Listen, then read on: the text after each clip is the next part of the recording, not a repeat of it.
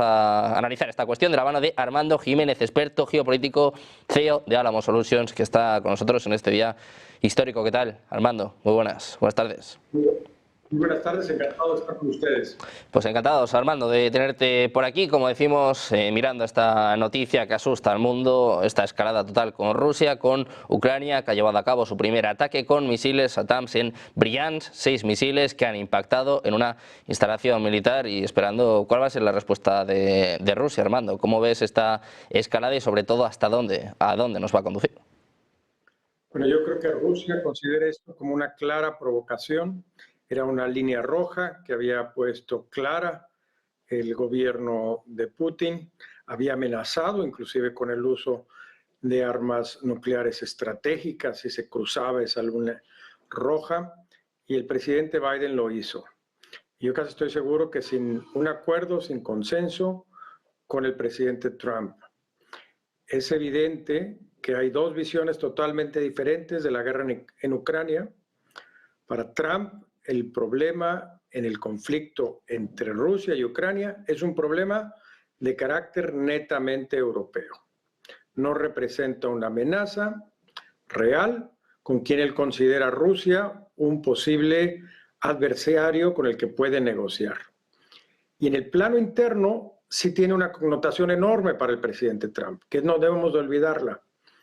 La primera es que el primer juicio en que fue encontrado culpable fue precisamente en su intervención en el gobierno de Ucrania para obtener la información del hijo del presidente Biden y de los negocios que estaba haciendo en Ucrania.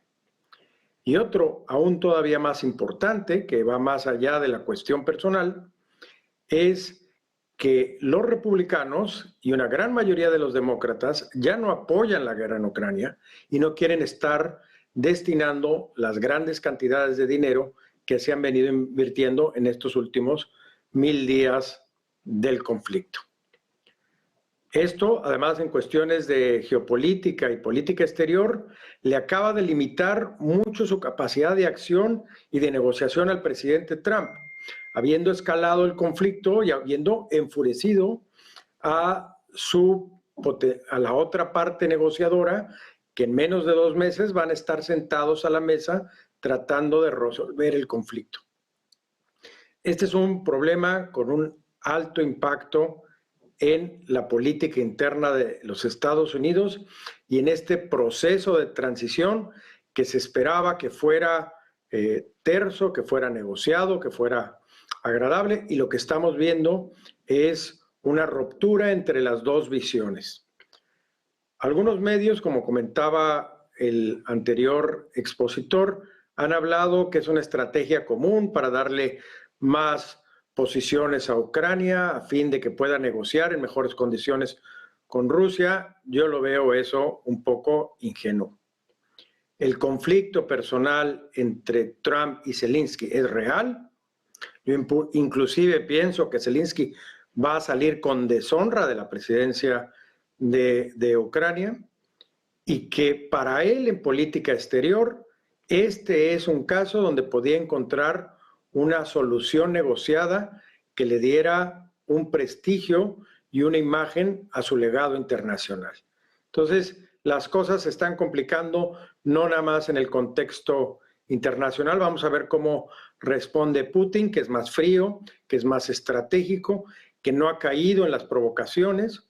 Otro problema es que Macron, Van der Leyen está en Ucrania. El mensaje europeo es de continuar con la misma política que se venía haciendo antes, siendo que los europeos pagan una mínima parte del conflicto.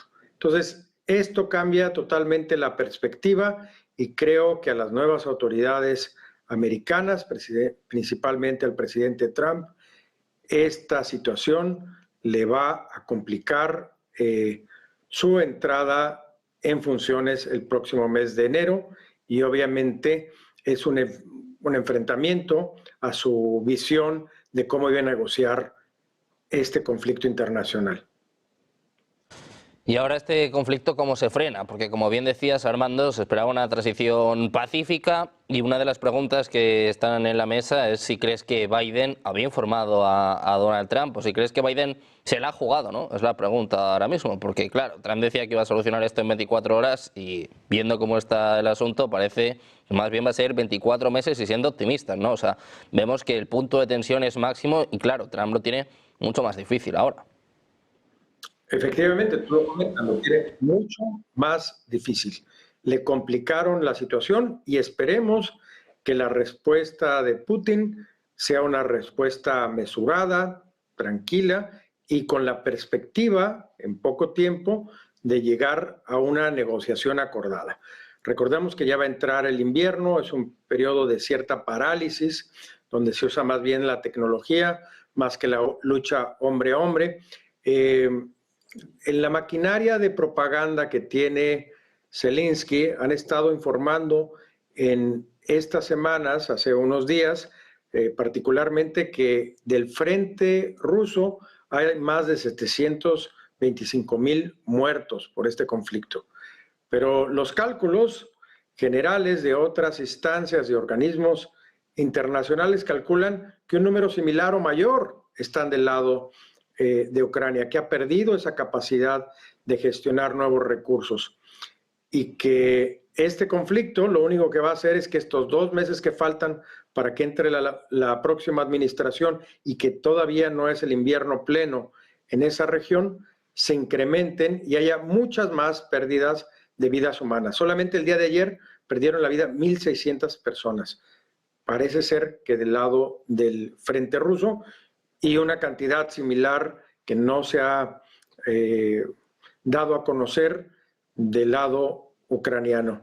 Lo que es cierto es que Rusia está perfectamente instalada y en control de aquellos territorios que ha venido ocupando en los últimos 1,000 días y que esto lo único que puede hacer es que se incremente el uso de ciertas tecnologías y ciertas armas de destrucción masiva.